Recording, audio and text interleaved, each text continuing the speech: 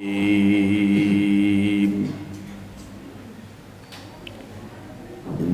الله الرحمن الرحيم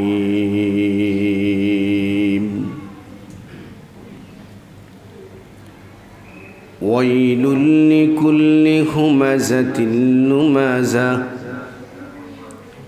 الذي جمع مالا وعدده يحسب أن ماله أخلده كلا لينبذن في الحطمة وما أدراك ما الحطمة نار الله الموقدة التي تطلع على الأفئدة إنها عليهم مؤصدة في عمد ممددة.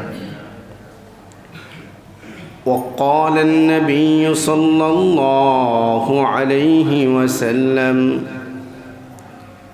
المسلم من سلم المسلمون من لسانه ويده أو كما قال عليه الصلاة والسلام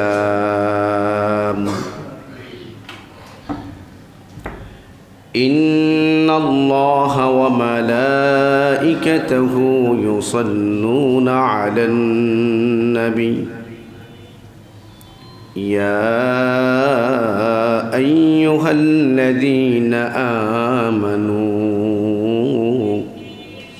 صلوا عليه وسلموا تسليما اللهم صل على محمد وعلى آل محمد كما صليت على إبراهيم وعلى آل إبراهيم إنك حميد مجيد اللهم بارك على محمد وعلى آل محمد كما باركت على إبراهيم وعلى آل إبراهيم إنك حميد مجيد.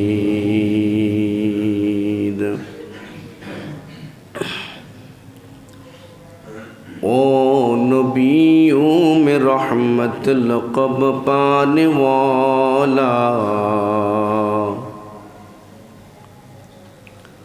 او نبیوں میں رحمت لقب پانے والا مرادیں غریبوں کی برلانے والا مرادیں غریبوں کی برلانے والا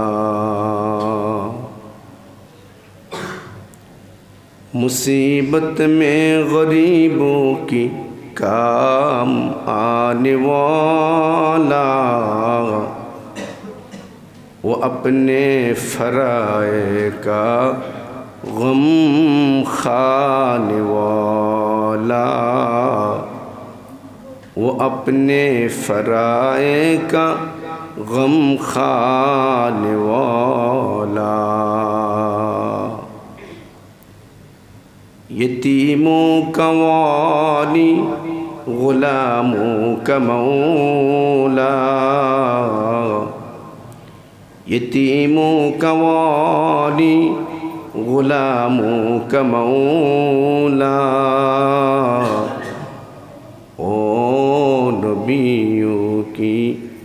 रहमत लक़ब पाने वाला।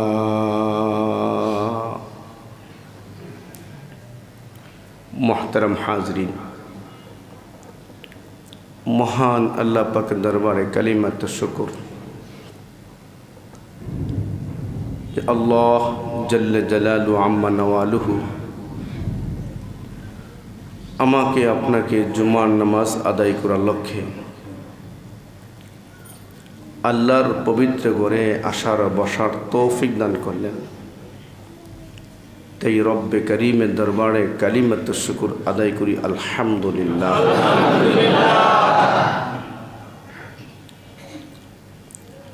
আল্লাহ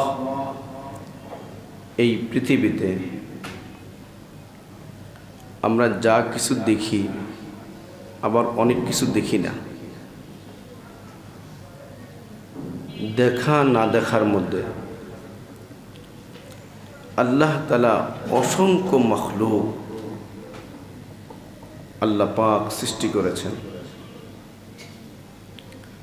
এই সৃষ্টিজীবের মধ্যে সবচেয়ে শ্রেষ্ঠ, সবচেয়ে দামি, সবচেয়ে মর্যাদাপূর্ণ যেই মখলুকের নাম, সেই মখলুক হলো ইনসান, মানুষ। মানুষ হলো আল্লাহ তাআলার সবচেয়ে প্রিয়, সবচেয়ে পছন্দের। এমনকি আল্লাহ পাক যাদের কাছে তাদের আল্লাহ পাকের জমিনের খেলাফিয়াতের যে মুকুট আল্লাহ দান করেছেন, তারা হলেন মানুষ। তো আল্লাহ আমাকে আপনাকে এই জমিনের সমস্ত মখলুকাতের মধ্যে সবচেয়ে শ্রেষ্ঠ এর গুণ দিয়ে মানুষকে আল্লাহ সৃষ্টি করেছেন। আরেকটি মখলুক আছে ফেরেশতা। ফেরেশতাদের সবচেয়ে বড় গুণ হলো ফেরেশতারা কোনো খারাপই করতে পারে না, শুধু ভালাই করতে জানে। খারাপির যেটা স্বাদ আছে, মজা আছে, এটা ফেরেশতারা বুঝে না। সমস্ত খায়ের কল্যাণ এটা ফেরেশতারা করে। এটা ফেরেশতার সিফাত, ফেরেশতার গুণ। আরেকটা আছে শুধু মন্দ, খারাপ, এর মধ্যে ভালাই নাই বললেই চলে, সেটা হলো ইবলিস। ইবলিসের মধ্যে পুরাটাই খারাপই, তার মধ্যে যা একটু ভালাই আছে ওটা ভালাইয়ের পর্যায়ে পড়ে না। একবারে ভালাই, এরা হলো ফেরেশতা। আবার একবারে খারাপই, এটা হলো ইবলিস, শয়তান, জিন্নাত, দুষ্ট যারা, শুধু খারাপই। আরেকটা হলো 3 নাম্বার, ভালো এবং মন্দ। ভালো এবং মন্দ উভয়টার সমন্বয়ে হলো মানুষ। এই জন্য যেই মানুষের মধ্যে ফেরেশতার ভালাই স্বভাবটা বেশি থাকে, তখন ওই মানুষটা যদিও মানুষ, কিন্তু দুনিয়ার সমাজ তাকে বলে এটা একটা ফেরেশতা। মানুষ বলে এটা ফেরেশতা, ফেরেশতার মতো ব্যবহার। আসলে লোকটা ফেরেশতা হয়ে যায়নি, ফেরেশতার ভালো গুণ তার মধ্যে বেশি প্রভাব করার কারণে, তার মধ্যে ফেরেশতার ভালো সুলভ আচরণ বেশি প্রকাশ হওয়ার কারণে মানুষ তাকে বলতে বাধ্য যে আস্তায় একটা ফেরেশতা ভাই লোকটা, ঠিক কিনা? আর যখন কোনো মানুষের মধ্যে ফেরেশতা সুলভ আখলাকটা গোপন হয়ে যায়, হারিয়ে যায়। ইবলিসের শয়তানের আখলাক আর চরিত্র তার মধ্যে সবচেয়ে বেশি প্রকাশ পায়। তখন সমাজের প্রত্যেকটা মানুষ তাকে বলে এই লোকটা মানুষ না, আস্তা জানোয়ার, আস্তা শয়তানের। অথচ সে মানুষ, সে আমার আপনার মতো চলে, আমার আপনার মতো ব্যবহার করে, আমার আপনার মতো খায়, সব কিছু করে। কিন্তু এরপরও মানুষ তাকে শয়তান বলে কেন? ওই যে শয়তানের যে খারাপ গুণ, এর প্রভাব সবচেয়ে বেশি দুষ্টামি কর্মকাণ্ড। মানুষ হওয়ার পরেও তার মধ্যে শয়তানের আসর বেশি হওয়ার কারণে সে এখন মানুষের মধ্যে একটা ত্রাস, একটা ভয়ভীতি সৃষ্টি করে ফেলে। মানুষ দেখলে তাকে এখন দোয়া ইউনুস পড়ে, তাকে দেখলে মানুষ লা হাওলা ওয়ালা কুওয়াতা ইল্লা বিল্লাহ পড়ে, যদিও সে মানুষ। কিন্তু শয়তানের আখলাক চরিত্র তার মধ্যে বেশি আসর করার কারণে মানুষ হওয়ার পরেও তার নাম পড়ে যায় আস্তা শয়তান। নিজেরা বিচার করে দেখেন, আমি আপনি কোন পর্যায়ে, আমাদের সমাজে কোন শ্রেণীর মানুষ বেশি? আমাদের অনেক গার্জিয়ানরা, আপনারা বলেন অনেক সময় বিভিন্ন মাদ্রাসায় আপনার ছেলেকে যখন ভর্তি করান, তখন অনেক গার্জিয়ানরা এই কথাটা বলে যে হুজুর, আমার 5টা ছেলে, এই ছেলেটা সর্বশেষ ছোট্ট ছেলে, ওরে মানুষ করতে আপনার কাছে দিয়ে গেলাম, এরে মানুষ করে দিয়েন। এরকম কথা প্রায় গার্জিয়ানরা বলে কি বলে না? তো যে বললো তার 5টা ছেলে, এটাই তার সর্বশেষ সন্তান, তাকে মানুষ করতে মাদ্রাসায় হুজুরের কাছে দেয়া গেল, তো বাকি 4টে কি অমানুষ? হ্যাঁ, এটি পার্থক্য। যে আসলে প্রকৃত মানুষ যে শিক্ষায় শিক্ষিত হয়, বাবা স্বীকার করতেছে এই শিক্ষাটা হুজুর আপনাদের কাছে আছে, বাকি 4টাকেও শিক্ষায় শিক্ষিত করে প্রকৃত মানুষ বানাইতে পারি না। কারণ প্রকৃত মানুষ, যে প্রকৃত মানুষ হয়,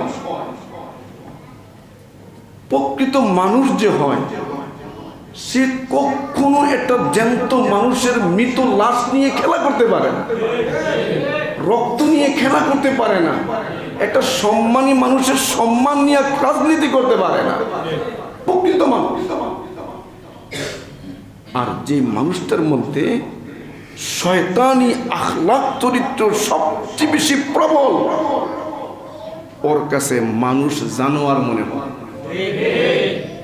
আপনারা দেখেছেন কয়েকদিন যাবত শাহবাগের মোড়ে কিছু সনাতন ধর্মী ভাইয়েরা, হিন্দু ভাইয়েরা আন্দোলন করতেছে। কি বলে?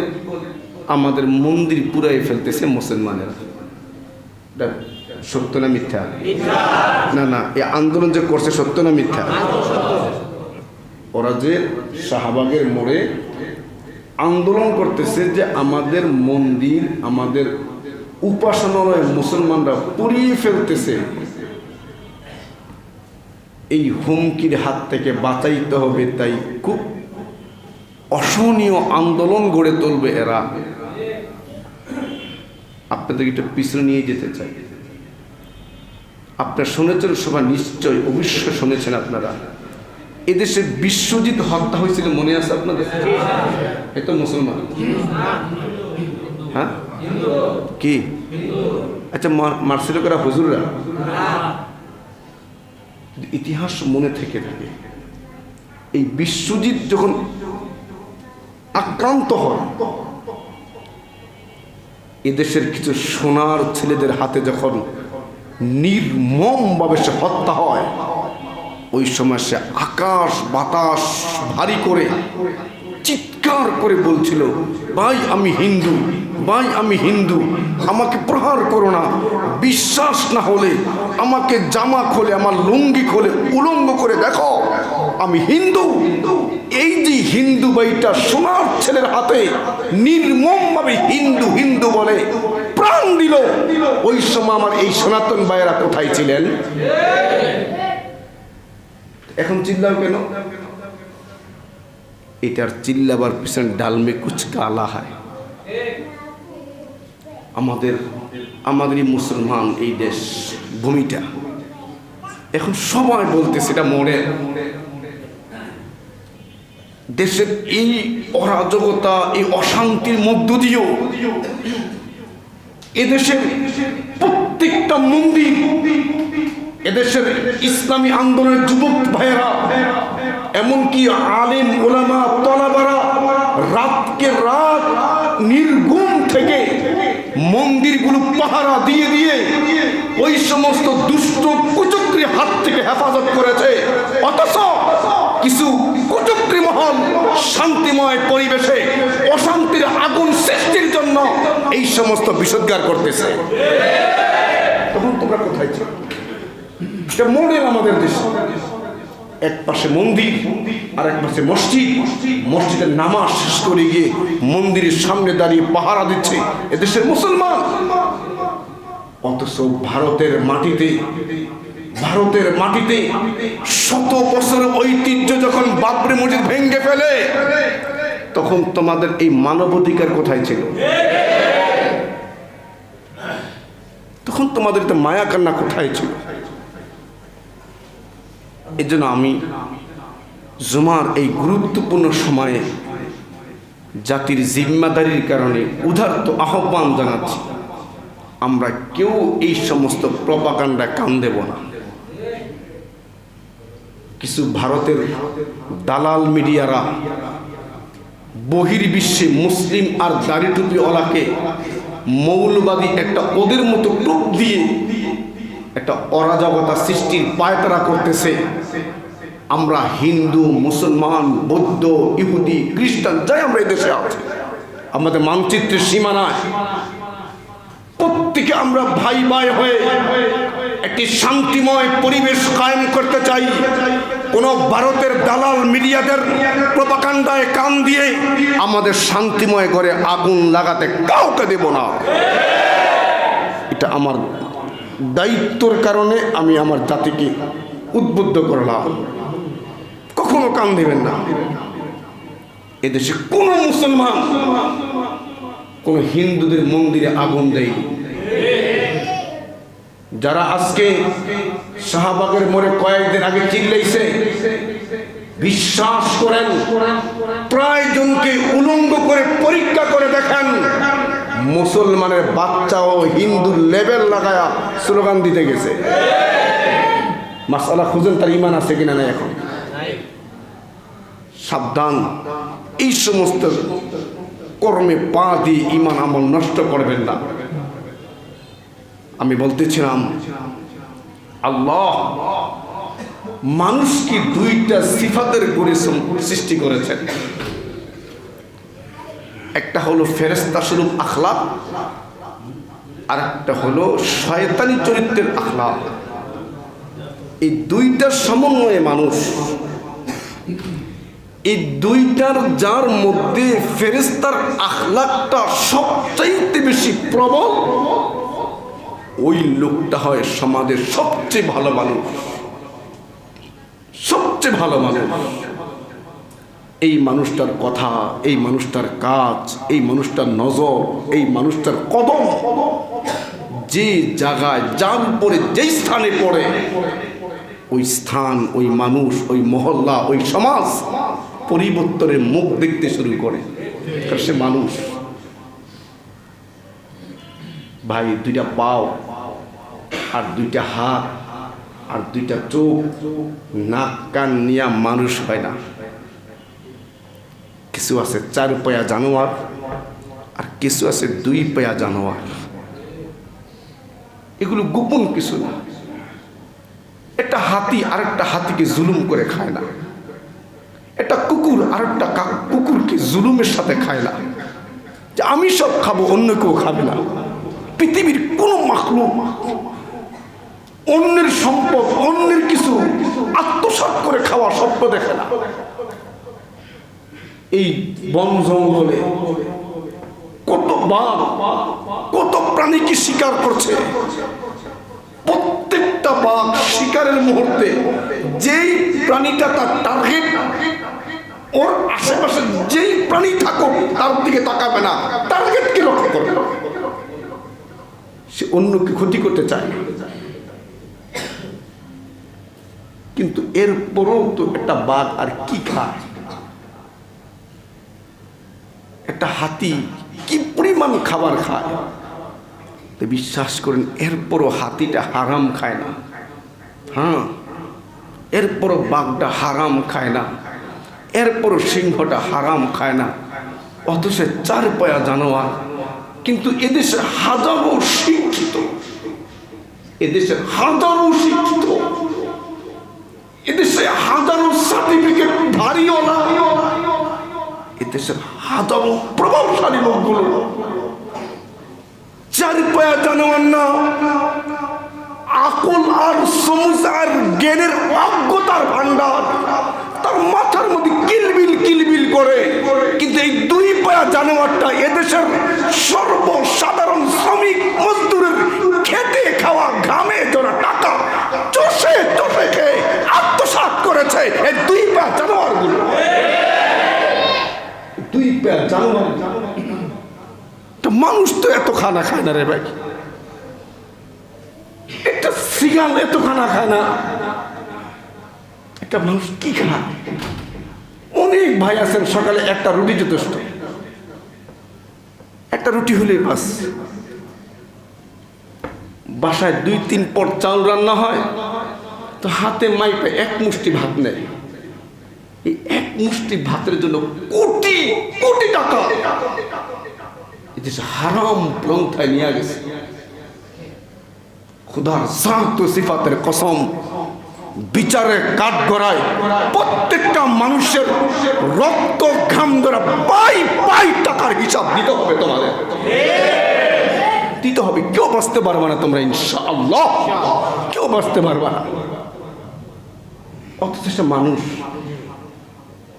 এটাকে মানুষ বলে না, এটাকে মানুষ বলে না, এটাকে বলে 2 পায়া জানোয়ার। 2 পায়া জানোয়ার বলে। মানুষ তো ওকেই বলে যে আমার, ওই যে কবি সম্বন্ধে কবি বলছিল না, সম্বন্ধে জসিমউদ্দিন, নিজের খাবার বিলিয়ে দিব অনাহারীর মুখে। এটাই তো মানুষ। নিজের খাবার, নিজের পোশাক, নিজের চেয়ার, নিজের এসে করা রুম আমি অনাথ অসহায়কে বিলিয়ে দেব, এই কথা যে বলে, এই কথার আমল যে করে, এরাই হলো প্রকৃত মানুষ। আর যা দেখি মানুষ না, এরা মানুষ নামে ভেষ। আপনারা বলেন আমাদেরকে, আমরা ধর্ম ব্যবসা করি, জাতি খুব খাইছে এটা, আমরা ধর্ম ব্যবসা করি কি? আমরা টুপি লাগাই, আমরা দাড়ি লাগাই, আমরা কালিমা লাগাই। আমরা, আপনারা 1-2 দিন আগে দেখেছেন যারা হাজার হাজার অপরাধ করে, হাজার হাজার কোটি টাকা আত্মসাৎ করে, পলাইতে গিয়ে নবীর দাড়ি পর্যন্ত ফালাইয়া দিছে। এখন আপনার ধর্ম ব্যবসা গেল কোথায়? বলেন বলেন।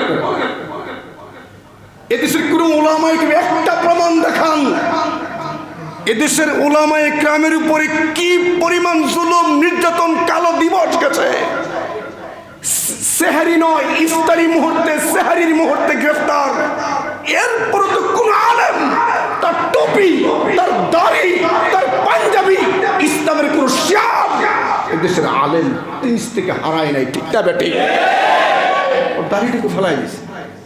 কত বড় সৌ, কত বড় ভাইবা দেখে। ও আহলে হাদিসের গডফাদার, এদেশে সবচেয়ে উগ্রপন্থী আহলে হাদিস, এদেরকে প্রতিষ্ঠার পিছনে যার সবচেয়ে মেহনত এই একজন। তোমার কোন সহিহ হাদিসে আছে চুরি করে দাড়ি ফেলানো যায়?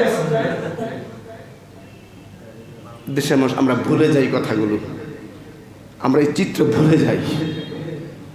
আপনারা অবশ্যই ভুলে যাবেন, 1-5 বছর পরে আপনারা ভুলে যাবেন এটা।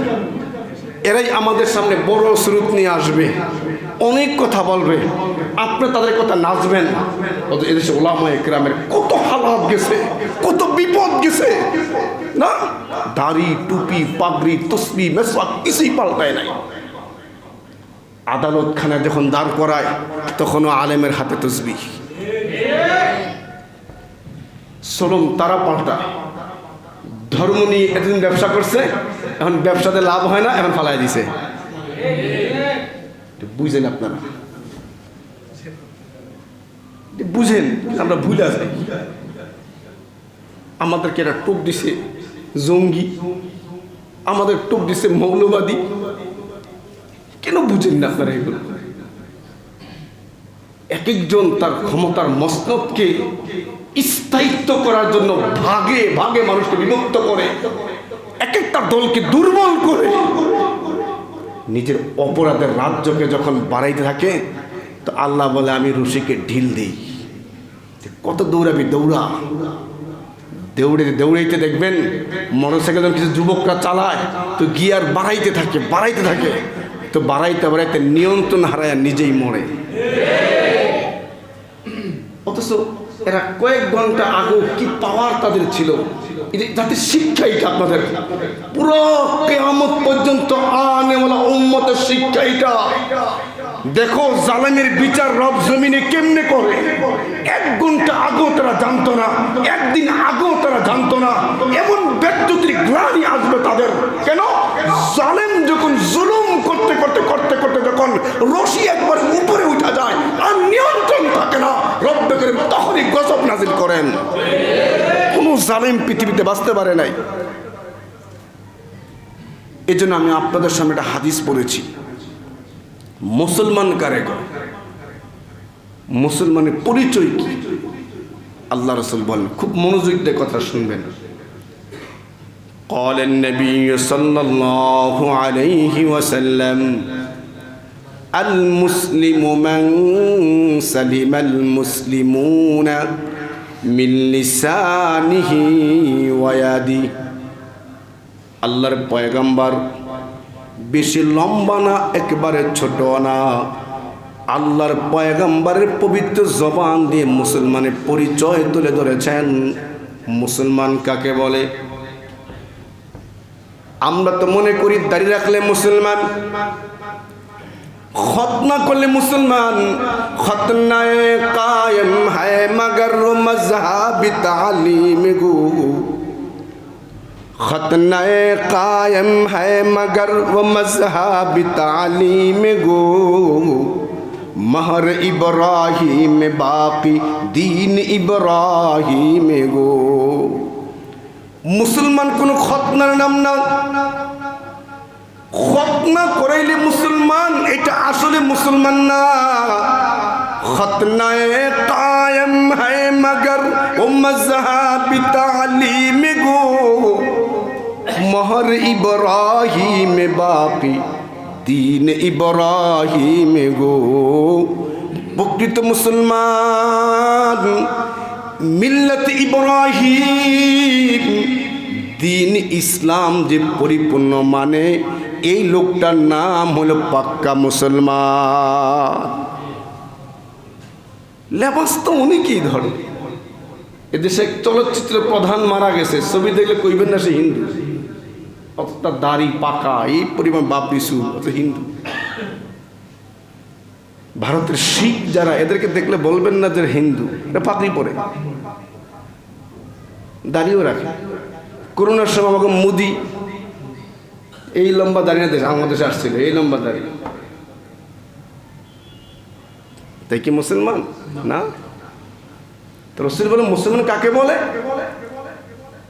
রসুল বলেন আল মুসলিমু মান সালিমাল মুসলিমুনা মিন লিসানিহি ওয়া ইয়াদিহি।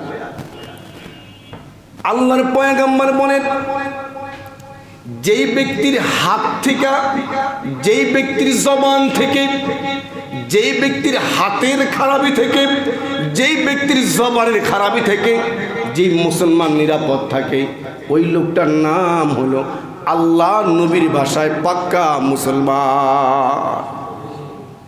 আল মুসলিমু মান সালিমাল মুসলিমুনা মিন লিসানিহি ওয়া ইয়াদি। আল্লাহর পয়গম্বর বলেন, ওই ব্যক্তি পাক্কা মুসলমান যার হাত থেকে, যার জবান থেকে আল্লাহ তাআলা কোনো বান্দাকে খারাপি নিরাপদ রাখে, ওই লোকটার নাম হলো মুসলমান। আমি আপনি মুসলমান কিনা এটা বোঝার জন্য আল্লাহ স্কিল দিয়েছেন, মাপার জন্য। আমার হাতের খারাপি থেকে, আমার জবানের খারাপি থেকে যদি অন্যজন নিরাপদ থাকে, তাহলে রসুলের পবিত্র জবানের ভাষায় আমি আপনি মুসলমান। হাদিসের মধ্যে আল্লাহ রসুল কি বলছেন? মিন লিসানিহি ওয়া ইয়াদি। আল্লাহর পয়গম্বর জিহ্বার অনিষ্টতার কথা আগে বলছেন, হাতের অনিষ্টতার কথা পরে বলছেন। আল্লাহর পয়গম্বর বলেন, ওই ব্যক্তি পাক্কা মুসলমান যার জবানের দ্বারা অন্য ব্যক্তি কষ্ট পায় না, যার হাতের দ্বারা অন্য ব্যক্তি কষ্ট পায় না। জবানের কথা হাদিসে আগে আনছেন, হাতের কথা পরে আনছেন। এর ব্যাখ্যা কি? মুহাদ্দিসিন কেরাম লেখেন, জবানের দ্বারা কাউকে আঘাত করতে চাইলে যেই লোকটাকে আঘাত করবেন, ওই লোকটা আপনার সামনে থাকলেও করা যায়, আপনার অনুপস্থিত মৃত ব্যক্তিরও করা যায়। হাত দিয়ে কারো ক্ষতি করবেন, আপনি লোকটা সামনে না আসলে কলারও ধরতে পারবেন না, ঘুষিও মারতে পারবেন না। হাত দিয়ে ক্ষতি করতে চাইলে সামনে আসা লাগবে, জবান দিয়ে ক্ষতি করতে চাইলে সামনে আসা লাগবে না। লোকটা অন্য এলাকায় বাস করে, আপনি এলাকায় বসে তার বদনাম করে ইজ্জত হরণ করলেন, সম্মান নষ্ট করলেন, এটাও তো কষ্ট। এজন্য জবানকে আগে আনছেন, হাতকে পরে আনছেন। হাত দিয়ে ক্ষতি করলে শক্তির, হাত দিয়ে কাউকে আঘাত করতে গেলে শক্তির প্রয়োজন হয়। জিহ্বা দিয়ে ক্ষতি করতে চাইলে শক্তির প্রয়োজন হয় না, যে কেউ বদনাম করলে হয়ে যায়। এই জন্য জিহ্বাকে আগে আনছেন, হাতকে পরে আনছেন। জিহ্বা দিয়ে ক্ষতি করতে চাইলে জীবিতরও করা যায়, মৃতরও করা যায়, ছোটরও করা যায়, বড়রও করা যায়। কিন্তু হাত দিয়ে ক্ষতি করতে চাইলে আপনি দুর্বল, সবলে ক্ষতি করতে পারবেন না, আপনি সবল হওয়া লাগবে। তো আল্লাহ রসুল বলেন, ওই ব্যক্তি পাক্কা মুসলমান যার হাতের দ্বারা, যার জবানের দ্বারা কেউ ক্ষতিগ্রস্ত হয় না, এই লোকটা হলো মুসলমান। আল্লাহ তাআলা কালামে হাকিমে আরো মারাত্মকভাবে বলেছেন, ওয়াইলুল লিকুল্লি হুমাযাতিল লুমাযা। বহুবার নামাজের মাগরিবের নামাজে আপনার সূরাটা শুনেন, ওয়াইলুল লিকুল্লি হুমাযাতিল লুমাযা। আল্লাহ তাআলা বলেন, ওয়াইল এটা জাহান্নামের নাম, জাহান্নামের একটা স্তরের নাম ওয়াইল। আল্লাহ তাআলা বলেন, ওয়াইল নামক জাহান্নামটা ওই সমস্ত ব্যক্তির জন্য যারা পিছনে পিছনে বদনাম করে, পিছনে পিছনে কোনো ব্যক্তির পিছনে পিছনে দুশ্চর্চা করবেন, এটার নাম হয় গীবত। আরেকটা হলো যেই লোকটার নামে বদনাম বলে বলে মনে কষ্ট দিবেন। আল্লাহ তাআলা বলেন, যারা পিছনে দুশ্চর্চা করে আর কোনো ব্যক্তির বদনাম বলে বলে অন্তরে কষ্ট দেয়, এই দুই ব্যক্তির জন্য আল্লাহ তাআলা বলেন ওয়াইল নামক জাহান্নাম। আপনি পিছনে সামনে যে অবস্থা, তার দোষ ত্রুটি চর্চা করে যার সম্মান নষ্ট করে ক্ষতিগ্রস্ত করলেন, এই ক্ষতির কারণে আল্লাহ আপনাকে ওয়াইল নামক জাহান্নাম দিবেন। আমরা কি পরিমাণ মানুষের সম্পদ নষ্ট করতেছি, সম্মান নষ্ট করতেছি। খুব সাবধান, যার তার মান সম্মান নিয়ে কথা বলা যাবে না। আমার কাছে নিয়ন্ত্রণ রাখতে হবে। তো আল্লাহ তাআলা বলেন, তুমি যে একটা ব্যক্তির মান নষ্ট করে, গীবত চর্চা করে, তার অগোচরে বদনাম বলে, যেই লোকটার অন্তরে আঘাত দিয়েছ, আমি আল্লাহ তোমাকে শাস্তি কিভাবে দেব জানো? আল্লাতী তাত্তালিউ আলাল আফইদা, আল্লাহ তাআলা বলেন, যেই লোকটা মানুষের সামনে আর পিছনে দূর চর্চা করে করে আমার কোনো বান্দাকে কষ্ট দিয়েছে, এই কষ্টের ফলে আমি ওই লোকটার জিহ্বাটা আগুন দিয়া জ্বালামু না, আমি তার চেহারাটা আগুন দিয়া জ্বালামু না। আল্লাহ তাআলা বলেন, আল্লাতী তাত্তালিউ আলাল আফইদা, ও বান্দা, তুমি দুনিয়ার জমিনে অন্যের দুশ্চর্চা করে একটা ভালো মানুষের অন্তরে আঘাত দিলা। হাই, এই লোকটা আমাকে এই কথা বলল, তুমি তার অন্তরে আঘাত দিয়েছ। আমি আল্লাহ ময়দানে মাহশরে ওয়াইল নামক জাহান্নামে ফালায়া আমি তোমার জিহ্বাটা আগুন দিয়া জ্বালামু না, আমি রব তোমার কলিজাটা আগুন দিয়া জ্বালায়া দিমু।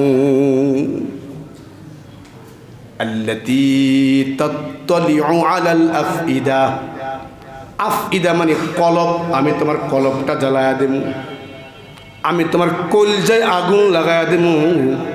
তুমি দুনিয়ার জীবনে মানুষের কলজায় কষ্ট দিতা, আমি আজকে তোমার কলিজায় আগুন লাগায়া আমি তোমাকে কঠিন আযাব দেব,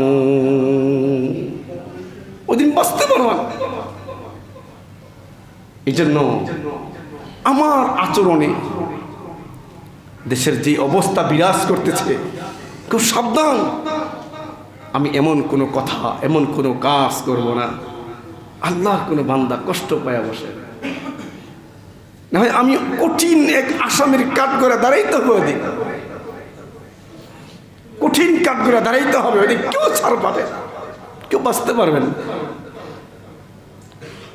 রাসূল করিম সাল্লাল্লাহু আলাইহি ওয়াসাল্লাম বাইতুল্লাহ তওয়াফ করতেছেন, আবু দাউদ শরীফের হাদিস।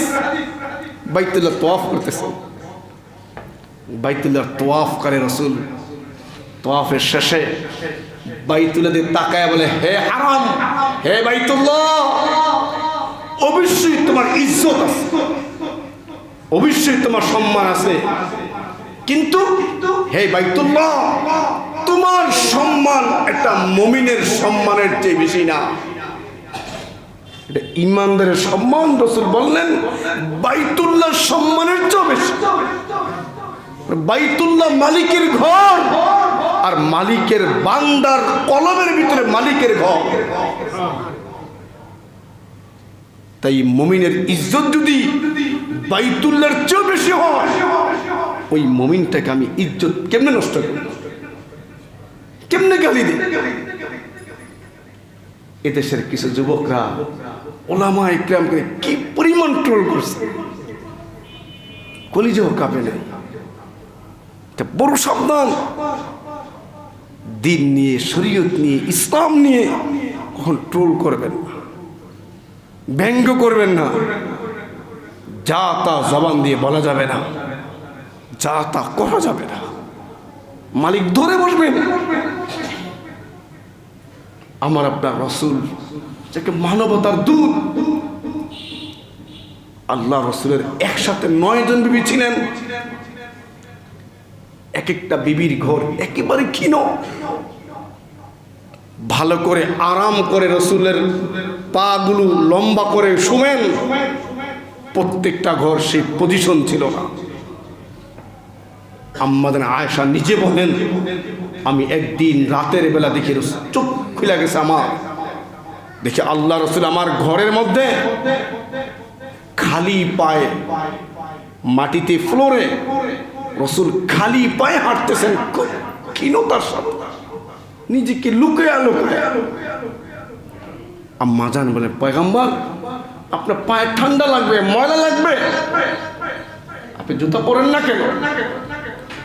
আল্লাহ রাসূল বললেন, না, আমি নফল নামাজ পড়তে উঠছি, এটা আমার উপরে, আমি নবী, নফল। তোমার আরাম এই মুহূর্তে ফরজ, কোন নামাজের ওয়াক্ত তোমার উপরে আসে নাই। তুমি মাস্তুরাত হিসাবে, নারী হিসাবে সাংসারিক বহু কাজ তোমার করতে হয়। এই কাজের পরে তোমার দেহটাকে আরাম দেওয়া ফরজ। তাই ফরজের সাথে তুমি আরাম করতেছো, আমি এখন নফল কিছু ইবাদত করতে উঠছি। তাই উঠার কারণে যদি আমার খরমের জুতা, আমার কাঠের জুতা যদি পায়ে ব্যবহার করার কারণে টাস টাস আওয়াজ হয়, আর তুমি আমার বিবি হয়েও ঘুম থেকে জেগে যাও, তোমার ঘুমে ব্যাঘাত ঘটে, এই জন্য আমি মালিকের দরবারে কাঠগড়ায় দাঁড়াইতে হবে। আল্লাহর পয়গম্বর নিজের আপন করে বিবির সামনে কষ্ট দেন না। নিজেকে কি পরিমাণ সংবরণ করছেন। আল্লাহর পয়গম্বর বলেন, আল মুসলিমু মান সালিমাল মুসলিমুনা মিন লিসানিহি ওয়া ইয়াদি। আল্লাহর পয়গম্বর বলেন, ওই লোকটা পাক্কা মুমিন, পাক্কা মুসলমান, যার জবানের দ্বারা, যার হাতের দ্বারা অন্য কেউ কষ্ট পায় না। নিজেকে কষ্টের হাত থেকে বাঁচাও, আমি কাউকে কষ্ট দেব না। আমরা প্রত্যেকে মনে করি টাকা দান করলে সৎকার সওয়াব হয়। হাদিসে আছে, আপনার কাছে পাওয়ার আছে, আপনার ক্ষমতা আছে, এরপরও আপনার খারাপি থেকে অন্যকে বাঁচাইলেন, আল্লাহ রাসূল বলেন তুমি সদকা করা সওয়াব পাইবা, কাউকে ক্ষতি করবো না, আমি ত্রাস সৃষ্টি করব না, আমাকে দেখলে ভয় পাবে, এই পরিবেশ সমাজে কায়েম করব। এটাই তো মুসলমান।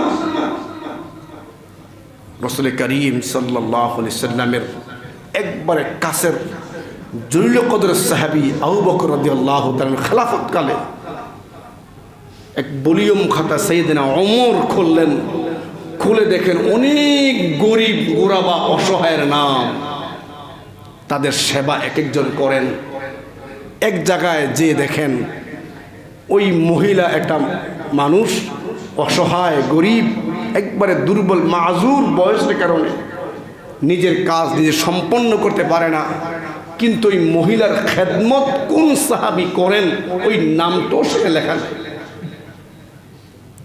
খলিফাতুল মুসলিমিন ওমর ওই নামটা সংগ্রহ করলেন, ঠিকানাটা নিলেন, নিয়ে ফজরের নামাজ পড়ে বৃদ্ধার বাড়িতে গেলেন, যে সালাম দিলেন। সালামের পরে কথাবার্তা পর্দা আড়াল থেকে মহিলা বলে, কেন আসছেন, কে আপনি? বলে, আমি ওমর, আপনার কিছু সেবা করতে আসছি। মহিলা ওই মুহূর্তে বলে, না বাবা, আমার যে কাজ ছিল এই কাজটা সম্পূর্ণ হয়েছে।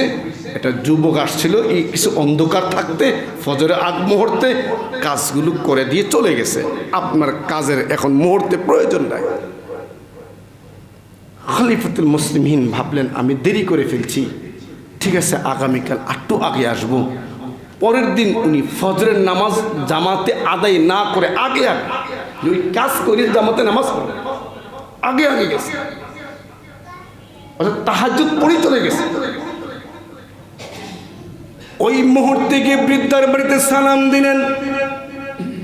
বৃদ্ধা মহিলা আওয়াজ দেয়া বলে, কে ওমর, আপনি দেরি করে ফেলছেন, আপনি যেই কাজের নিয়তে আসছেন ওই কাজগুলো করে দিয়ে এই মুহূর্তেটা যুবক এদিক দিয়ে চলে গেছে। সাইয়েদনা ওমর জিজ্ঞেন, মা যুবকটার নাম কি? বলে, আমি কোনোদিন নাম জিগাই নাই, ও নামটা কোনোদিন বলে না, আমাকে সালাম দেয়, আমি পর্দার আড়ালে চলে যাই, ও কাজগুলো করে দিয়া চলে যায়। ওমর বলে, মাগো আপনার কাজগুলো কি? ওই বৃদ্ধা মহিলা বলে, ওমর আমার তেমন কোনো কাজ না, আমি দুর্বল, এই যে পাশে একটা কূপ আছে, কূপ থেকে কলসি দিয়া পানি আনা, আমার ঘরটা ঝাড়ু দেওয়া, আমার থালা বাসন ধুয়া দেওয়া, এই হলো আমার কাজ।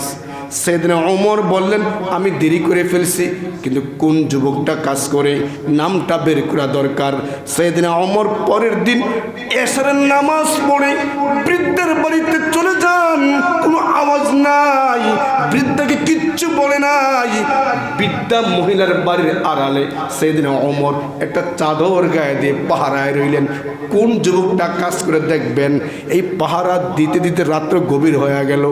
এমন সময় ওমর তাকায়া দেখে, যখন পুরা মদিনা একবারে নীরব, একটা পাখিও জাগনা নাই, প্রত্যেক রাস্তা নীরব হয়ে গেছে গা। জি জি জি জি করে পাখিগুলো, যে পোকাগুলো ঘুমায়া গেছে। এমন সময় ওমর তাকায়া দেখে, ওই যে দূর থেকে যুবক দেখা যায়, ওই যুবকটাও চাদর গা দিয়ে চেহারা ডাইকা ডাইকা আস্তে আস্তে টিপ টিপ দিয়া পা দিয়া বৃদ্ধা মহিলার বাড়ির দিকে আসতেছে। ওমর আড়ালে তাকায়া তাকায়া দেখতেছে। যখন যুবকটা বৃদ্ধা মহিলার দরজায় দণ্ডায়মান, এমন সময় আড়াল থেকে ওমর আওয়াজ দিয়ে বলে, মান আংতা, কি আপনি? ওমর যখন জিজ্ঞান মান আংতা, কি আপনি? ওমর বলে, আমি জীবনে কল্পনা করি নাই আমি উত্তরটা এমন পামু। আমি প্রশ্ন করতে দেরি, ওই দিক দিয়ে যুবকটা চাদরে ঢাকা চেহারা থেকে আওয়াজ আসে, আনা আবু বকর, আমি হলাম সাইয়েদনা আবু বকর, খলিফাতুল মুসলিমিন, রানী সরকার। বৃদ্ধা মহিলার ঘর ঝাড়ু দেয়, থালা বাসন ধুয়ে দেয়, কূপ থেকে পানি এনে দেয়, অথচ তার নাম খাতায় লেখা নাই। আমার আলোচ্য বিষয় যেটা, এমন সময় সাইয়েদনা ওমর তাকায়া দেখেন, খলিফাতুল মুসলিমিন ওমর আবু বকরের পায়ে জুতা নেই। এটা আমার আলোচ্য বিষয়, জুতা নেই। সাইয়েদনা ওমর জিজ্ঞাসা, খলিফাতুল মুসলিমিন, আপনি একটা রাজ্যের প্রধান, আপনার কি জুতা নাই নাকি আজকে জুতা পরেন না? সাইয়েদনা আবু বকর বলে, ওমর, আমার জুতা আছে, তো আজকে পরি না। কেন পরেন নাই? তো বলে, ওমর, তুমি তো জানো এই বৃদ্ধার বাড়ি আর আমার মহল্লা এক জায়গায়। আমি রাতের গভীরে আমার মহল্লা থেকে হেঁটে হেঁটে এই বৃদ্ধা মহিলার সেবা করতে আসি নফল। বহু ঘর টপকে আসতে হয়, বহু বাড়ি টপকে আসতে হয়। এমন সময় আমি যদি কাঠের জুতা বা কলমের জুতা ব্যবহার করে টাস টাস আওয়াজ করে রাতের গভীরে আসি, হতে পারে আল্লাহর বহু বান্দার ঘুম নষ্ট হবে, কষ্ট পাবে। আমি নফল করতে গিয়ে অন্য বান্দার কষ্ট দেওয়ার কবিরা গুনাহ হবে। তাই বাধ্য হয়ে পাথুরি জমিন, এই কষ্টময় জমিন, আমি নিজে কষ্ট বরদাস্ত করে খালি পেয়ে হেঁটে হেঁটে আসছি, যেন আল্লাহ কোনো বান্দার ঘুমে ব্যাঘাত না হয়, কষ্ট না হয়, এদের আমি নিজে খালি পায়ে হাঁটি। এজন্য খলিফাতুল মুসলিমিন অন্যের ঘুমে আঘাত ব্যাঘাত ঘটে, কষ্ট হবে, তাই খালি পায়ে হাঁটে। আর আমাদের দেশের মন্ত্রী তো কয়ে লাভই নেই, আমার তোমার দেশের কথা বলে লাভই নেই। আমি প্রায় সময় বলি, বড়দের কথা নকল করি বলে আমার কিছু না, আমরা যতক্ষণ ভালো না হব, আমাদের আখলাক, আমাদের নীতি নৈতিকতা, আমাদের মানুষত্ববোধ, ভাইও আপনাদের পায়ে হাত রেখা বলি, যতক্ষণ আমরা সংশোধন না হব, আসমান থেকে আমাদের দায়িত্বশীলরা ভালো আসবে না, ভালো আসবে। আমার ইমানটাকে ঠিক করি, আমার আমলটাকে ঠিক করি, আমার জবানটাকে ঠিক করি, আমি নিজে ভালো মানুষ হই, আমি ভালো ভোটার, আগে আমি ভালো হই। যেই সমাজের ভোটার ভালো হয়, ওই সমাজের জনপ্রতিনিধি এমনিই ভালো হয়। আমরা ভোটারটা তো ভালো না, আমরা টাকার গুণে একজনে মিছিল করি, আর এক জায়গায় সিল মারি। যেই দেশের জনগণ 500 টাকার লোভে সারাদিন নিজের কর্ম সব কিছু বাদ দিয়ে 500 টাকার লোভে উম্মকের চরিত্র ফুলের মতো পবিত্র, অথচ সমস্ত স্মাগলারে জড়িত সে। এদেশের আমাদের সমাজে এমন কোনো অপকর্ম নাই যেই অপকর্মের সাথে গোপনে প্রকাশ্যে জড়িত নাই। এমন একটা লোককে আপনি 500 টাকার লোভে বারবার গলা ফাটায় বলতেছেন অমুক ভাইয়ের চরিত্র ফুলের মতো পবিত্র, ওই 2 নম্বর লোকটাকে আমি তেমনি বালা। তো যেই লোকটা 500 টাকার লোভে একটা খারাপ রে কয়, একবার ফুলের একটা নিষ্পাপ মাসুম ফুলের লোকে তুলনা দিয়া ফুলটাও বেজ্জতি করে, ও দেশের কপালে দুর্নীতিবাজ নেতা নেত্রী ছাড়া কপালে জুটবে না। আমি আপনাকে ঠিক হই এবার তো কোনো বাটপারে ভোট চাইতে আসার আমার ঘরে বলো আমার চরিত্র ফুলের মতো পবিত্র, তো আপনি কি কইবেন, কি বলবেন? এখন থেকে ওয়াদাবদ্ধ হন যে আমরা আর কোনো দুর্নীতিবাজ চাই না। যারা বারবার বলে আমার এই ক্ষমতায় আনুন, আমি এবার মাদককে দূর করে দেবো, অথচ মাদক হের করে সাপ্লাই হয়, হের করে সাপ্লাই হয়। আমরা আর কোনো ভূমিদস্যুকে চাই না, অথচ ক্ষমতা পাওয়ার লগে লগে জেনে থেকে কাগজ দূর বলে আগে হাত দেয়। এরকম হাজারো অপকর্মে জড়িত, আপনি তাকে বলেন ফুলের মধ্যে পবিত্র, আবার মনে মনে করেন আল্লাহ একবার শেখ সাদির আমাকে আমির বানিয়ে দাও, এত সহজ দুনিয়া মিয়া। আপনাকে ভালো হন, আপনি জুলুম ছাড়ুন, আপনি জবানকে ঠিক করুন, আমলকে ঠিক করুন, দেখবেন আল্লাহ তাআলা উমরের মতন শাসক আপনাকে আল্লাহ দান করবে ইনশাআল্লাহ। আমরা তো ঠিক নেই, যদি কয় 1 কাপ চা খাম, 1 কাপ চাওয়ার লোভে সব ভুলে যায়, সব ভুলে যান আপনারা। এই জন্য গত জুমায় বলেছি নিয়ত করেন ইনশাআল্লাহ আমরা নতুন কিছু চাই। বলেন হ্যাঁ হ্যাঁ বলেন। এই মিয়া পায়খানা এটাও না পাক ওইটাও না পাক, বলেন। যেই রাজনীতির কথা এই মিম্বারে বলা যায় না, মালিকের ঘরে বলা যায় না, ওই রাজনীতি মালিকের জমিনেও করা যাবে না। এই রাজনীতি মিম্বারে বলা যায়, যে রাজনীতির কথা মসজিদে বলা যায়, ওই রাজনীতি আল্লাহর জমিনেও করা যায়, ঠিক না বেটে? তখন এটা সুযোগ এসেছে, বারবার আমাকে এখন হুজুর এক হয় না, হুজুর এক, আরে আমরা তো এক, আপনি এক হয়েছেন জীবনে, আমার কেন দোষ, আমার ঘরে আমরা এক হই না, আপনি এক হয়েছেন। আমরা যে কই এই খোলা মোড়া ঘাটটা তোর অর্ধেক দেব, আপনাদের লাগে আমার আর মা দল আর নাই, তা আপনি এক হয়েছেন নি, আমরা আগে এক হই ইনশাআল্লাহ। আমরা জনগণরা এক হয়ে গেলে কোনো ধোকাবাজ প্রতারক আমাদের উপরে লাঠি ঘুরাইতে পারবে না ইনশাআল্লাহ। খাঁটি মুসলমান হন, আল্লাহ আমাদের সকলকে খাঁটি মুসলমান হওয়ার তৌফিক দান করুন, সচ্চা মুমিন হওয়ার তৌফিক দান করুন। আল্লাহ তাআলা জালেমের জুলুম থেকে আমাদের সকলকে হেফাজত করুন, সব রকমের বিপদ আপদ থেকে দেশকে আল্লাহ হেফাজত করুন, আমিন। ওয়া আখিরু দাওয়ানা আলহামদুলিল্লাহি রাব্বিল আলামিন। সুন্নত পড়ে নেই।